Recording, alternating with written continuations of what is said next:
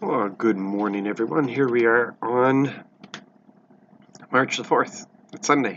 Looking forward to seeing everybody as we gather for the renewing that God has planned for us today, as He plans for us every day.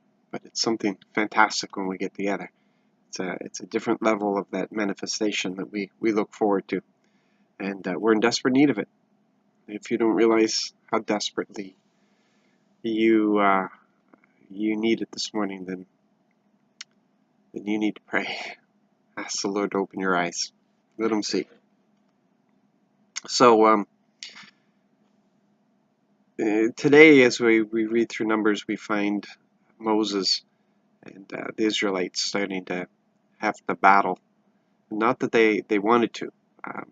They were asking permission to walk through the land, and people would come out against them. They'd even promised to pay for anything that they took, any water that they drank, promising just to stay on the King's Highway. But people didn't want anything to do with them and would come out to fight them, and Israel would defeat them. But previous to that, we had an incident where the people were complaining against Moses and Yahweh. And so poisonous snakes were sent to bring correction to the people. A lot of you know the story about that, but did you realize that they're near the end of their journey? And being near the end of the journey means a lot of the parents have died off, and these are the original complainers. These are the people who've been complaining since they left Egypt. These are the adults that refuse to go into the promised land. And so this is a new generation that's been raised up, and who were considered innocent in the rebellion against Yahweh at the time of coming into the promised land. And here they're approaching the promised land again, and we find them complaining. They're complaining against Moses and Yahweh.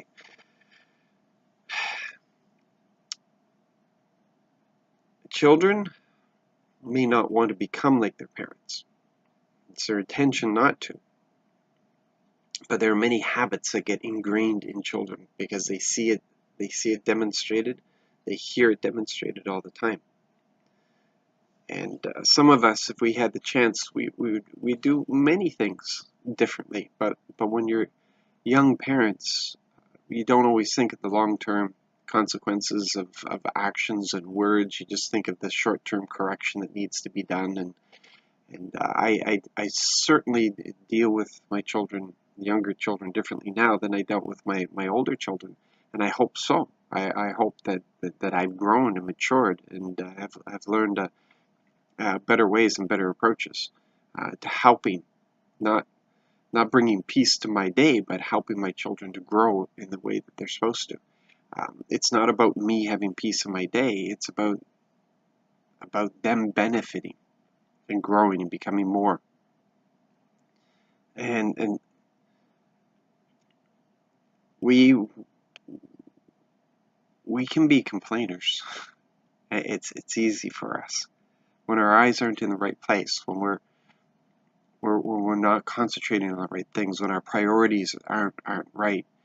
It can become about us, not about Dad's long-term goals. It becomes about us. And like the Israelites, we look around and say, "What are we doing here? We're supposed to be in a promised land. What's taking so long? Why aren't we there yet?" And we just look at how it's impacting us, and not what God is doing overall. And so quite often we demonstrate the wrong things to our children. We demonstrate impatience, mistrust, and out of that comes complaining. And we teach our children to complain, and complaining just becomes part of their nature. It's not too late to change that. It's not too late to shift. And last week we were looking at keeping our eyes on things above and giving thanks for all good things, because all good things are from above. Fixing our eyes on Jesus, making sure that we've got good stuff coming in so good stuff can come out. Anyway, my mind isn't really on this today as it is Sunday and we're getting ready to preach, but this is what's come out of the reading, and I just wanted to touch on that.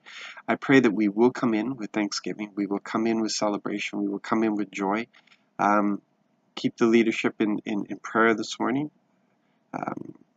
We had a rough night last night as Jude spent most of the night vomiting. And we've prayed against all illness in the house, so it will not continue. And this morning he's fine. He's up. He's revived. He's doing good. As we prayed over him last night. But it's another night of lost sleep.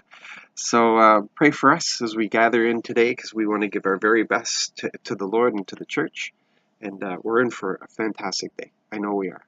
So come in with joy. Come in with thanksgiving, and we'll see what the Lord will do today.